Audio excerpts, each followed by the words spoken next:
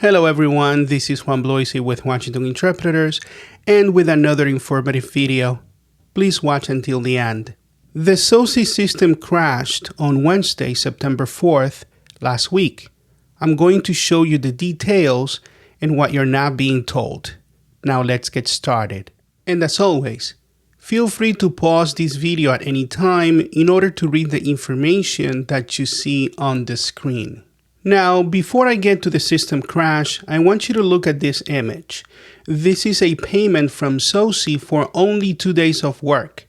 We got paid again last week on September 4th, but once again, many interpreters only got paid a portion of what we're owed. Most of us still suffer from the financial impact of these payment delays, including being unable to pay our bills on time. As you may know by now, many of us have made an effort to raise awareness about our situation and have contacted media outlets in our community to help us. And while SOSi or L&I have not made an effort to contact interpreters directly to let us know what's going on, the Department of Labor and Industries has responded to Jaime Mendez News with this statement.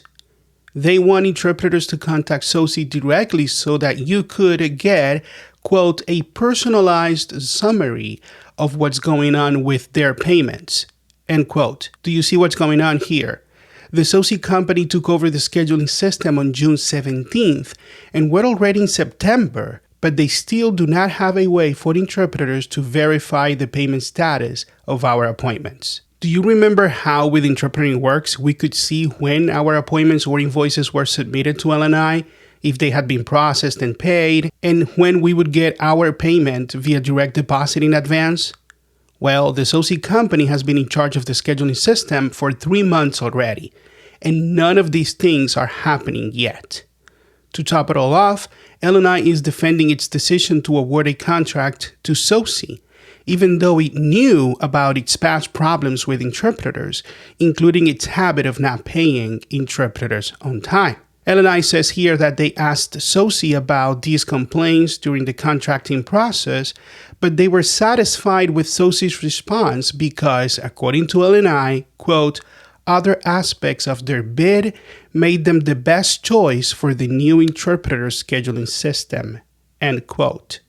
This interpreter contacted SOSi multiple times, asking for a disclosure of what bills they have paid to this interpreter, what bills are pending, and just to see a general status, just to have some control. But as you see, the response from SOSi was to forward the request back to the L&I finance department. So this is the game that L&I is playing. On the one hand, they tell you, oh, email SOSi so you could get that information directly, and when you do, SOSi sends you back to L&I, and the union doesn't do squat about it. So finally, this interpreter decided to email both SOSi and Christy Miller from L&I asking for an itemized payment statement to track the jobs that are paid and not paid, because the payment statement, whatever we get in an email from SOSi, is not reflecting all the hours that we have worked. This is the smart thing to do. Hopefully this interpreter doesn't get the workaround from L&I and SOSi. Despite all of this, I have said it before and I'm gonna say it again now. I still want the SOSi company to succeed because if they fix all of these issues, then we'll win in the end. However, I'm becoming less optimistic about things getting better when these issues keep piling up. What you see on the screen is a message I received from an interpreter on September 4 last week. This interpreter says that the on-the-spot app appeared to be glitching at approximately 5 p.m. and that the scheduled interpreter website also crashed and couldn't be opened or accessed. Many interpreters were locked out of the app and couldn't even check out of their appointments at the time. That day, I was covering a 4-hour appointment at Northwest Return to Work in Renton, a rehab clinic. As you see in this image, I got this error message saying, quote, missing response data, end quote. Look at the time here, 5:07 p.m. I left the clinic because I couldn't be checked out of the appointment, but I kept on checking the on-the-spot app to see if it was going to come back on. But as you see in this image, the app still crashed and the system was still down at 6 p.m. Then at 6:15 p.m., I tried logging into the Schedule Interpreter website, but as you can see it right here, I could not open the page to establish a secure connection because the website also crashed. I tried several times using my phone at 6:15 p.m., but I still could not access the Schedule Interpreter website. It was absolutely frustrating. I tried again 15 minutes later at 6:30 p.m., but the Schedule Interpreter website was still down. But it wasn't over.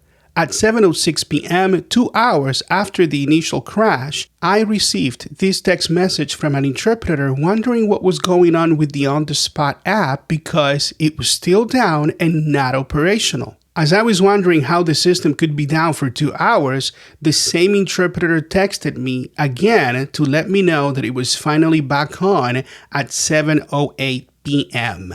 So the whole SOSi system was down for 2 hours, and we didn't hear a word from L&I or SOSi.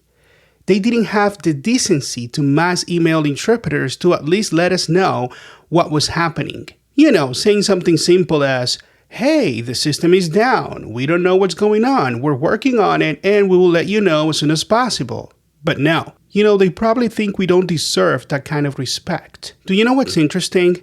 The same union that promised you these issues would be solved, it's the union that promised you respect, but still not doing squat about any of this. Instead of representing and defending interpreters, the Washington Federation of State Employees keeps running interference for L&I and SOSi. WFSE has become the de facto public relations company for L&I and SOSi, seriously. They send you long-winded emails trying to explain how the system works, how the L&I system should work for you, how L&I has 60 days to pay you, and how there's nothing they can do about it. They want you to keep waiting to get paid while you cannot pay your bills. The WFSE staff leaders don't care either. They have their own fat salaries guaranteed thanks to your union dues. But if you see the image here, you know what to do.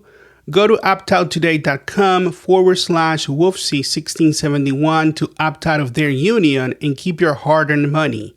At least the little money you get nowadays from L&I appointments, that is. Going back to L&I's response to the media, Jaime Mendez News, I really do not know why is it that L&I doesn't want to bring Interpreting Works back on. Seriously. The SOSi company took over on June 17th. It's been 3 months and we're still not getting paid everything that we're owed. Is L&I still in love with this company like they said here because of the answers they got during the bidding process? What is it that they love about SOSi? Is it the payment delays, the multiple glitches, the system crashing for 2 hours or more, or the fact that corrupt interpreters and WFSE leaders are stealing jobs from other interpreters in violation of L&I's preferred interpreter policy? I'm just curious. In closing, I want to say something to you. Do you remember how when Interpreting Works took over 3 years ago, on April 2021, I didn't agree with their gaining the contract for the L&I system? I didn't like their connections with WFSE. I didn't like the way they got the contract, even though they didn't know exactly what was going on. I was wrong. I'm not afraid to admit that. Yes, they had connections with WFSE, but it wasn't the way I thought. Later on, through the years, I have seen what's going on. Through multiple public records, conversations, and researching a little bit more, I have realized that Interpreting Works and their CEO, Marisa Giglio, they have been used by WFSE leaders and disrespected by L&I leaders as well. Yes, the Interpreting Works company made mistakes. And when they made those mistakes, I was the first one pointing out what they needed to change.